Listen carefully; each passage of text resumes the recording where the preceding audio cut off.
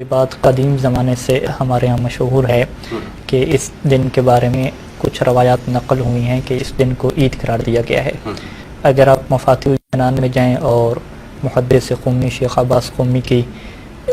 جو ہے وہ تحریر کو آپ ملاحظہ فرمائیں تو اس وقت میرے سامنے مفاتیح الجنان ہے کہ جس میں الیوم التاسع جو نامہ دن ہے ربیع الاول کا، اس کے بارے میں وہ لکھتے ہیں کہ عید عظیم، کہ یہ بہت بڑی عید ہے، اور یہ ایسی بڑی عید ہے کہ اس کے بارے میں یہ روایت موجود ہے کہ من انفق شیئا فی ھذا الیوم غفرت ذنوبہ، کہ جو اس دن کچھ خرچ کرے، انفاق کرے، لوگوں کو کھلائے کچھ، تو اللہ تعالیٰ اس کے تمام گناہوں کو معاف کر دیتا ہے۔ اور اسی وجہ سے شیخ عباس قومی لکھتے ہیں کہ مستحب ہے کہ اس دن جو ہے وہ مومنین کی دعوت کی جائے، انہیں کھلایا جائے اور ان کو خوشی دی جائے، والتوسع فی نفقۃ العیال، اور جو اپنے گھر والے ہیں ان کے مال میں اور ان کے نفقہ میں جو ہے وہ مزید وسعت پیدا کی جائے، انہیں آسانی دی جائے، اور اللہ تعالیٰ کا شکر ادا کیا جائے اور اللہ تعالیٰ کی عبادت کی جائے۔ اور پھر لکھتے ہیں کہ وَهُوَ يَوْمُ زَوَالِ الْغُمُومِ وَالْأَحْزَانِ، یہ وہ دن ہے کہ جس دن اہل بیت کے غم، اہل بیت کے حزن زائل ہو گئے۔ یہ دن وہ ہے کہ جب ہم غم سے نکل کے، سوگ سے نکل کے ایک خوشی کے اندر کہیں داخل ہو رہے ہیں۔ لیکن اس کے باوجود ہمیں یہ خیال رکھنا چاہیے کہ ہم غم کی کیفیت سے خوشی کی کیفیت میں آ رہے ہیں، ایسا نہیں ہے کہ ہم دین کی کیفیت سے بے دینی کی کیفیت میں داخل ہو رہے ہیں۔ یعنی کچھ افراد یہ سمجھتے ہیں کیونکہ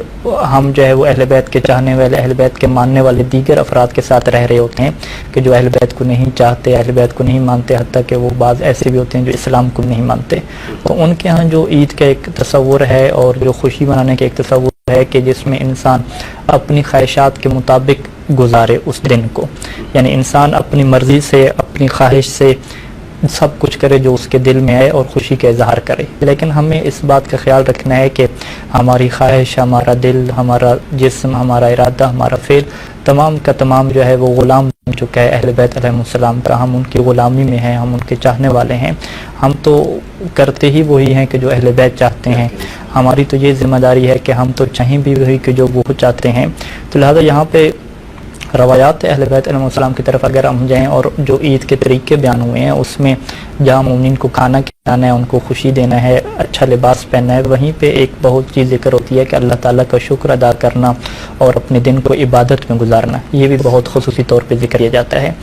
ایک یہ وہ پہلو ہے عید ضحیٰ کا کہ جس کو مستقل طور پہ عید عظیم لکھا ہے قدماء نے، قدیم ہمارے علماء نے۔ ایک اور پہلو ہے کہ جو اس دن مناسبت ہے، وہ مناسبت کیا ہے کہ چونکہ 8 ربیع الاول کو امام حسن عسکری علیہ السلام کی شہادت کا دن ہے، تو 9 ربیع الاول کو جو ہے وہ امام زمانہ کی امامت کا آغاز جو ہے وہ شروع ہو جاتا ہے۔ تو امام کی امامت کا آغاز ہونے کا مطلب یہ ہے کہ اب اس کی امامت کا آغاز ہو گیا ہے کہ جو مظلومین کا بدلہ لے گا، جو ظالمین کو نیست و نابود کرے گا، اور سب سے پہلی جو مظلومہ ہیں اس کائنات میں جناب سیدہ فاطمہ الزہرا کہ جن کے اوپر بھی ظلم ہوا، جن کے حق کو بھی غصب کیا گیا، اور ان کے جو بیٹے حسن و حسین ہیں، مظلوم کربلا ہیں، ان کو بے دردی سے شہید کر دیا گیا۔ تو یہ وہ دن ہے کہ جس دن امام وقت اگر آ گئے ہیں تو گویا کہ یہ زہرا کی خوشی کا دن ہے کہ اب زہرا کو یہ خوشی مل رہی ہے اور یہ فرحت مل رہی ہے کہ وہ آ گیا ہے کہ جو ان کے خون کا، ان کے بیٹے حسین ابن علی کے خون کا انتقام لے گا۔ تو اسی وجہ سے قدیم کتب میں ہمیں اس عید کا نام عید فرحت الزہرا بھی ملتا ہے کہ اس دن جناب زہرا کی خوشی کا دن ہے۔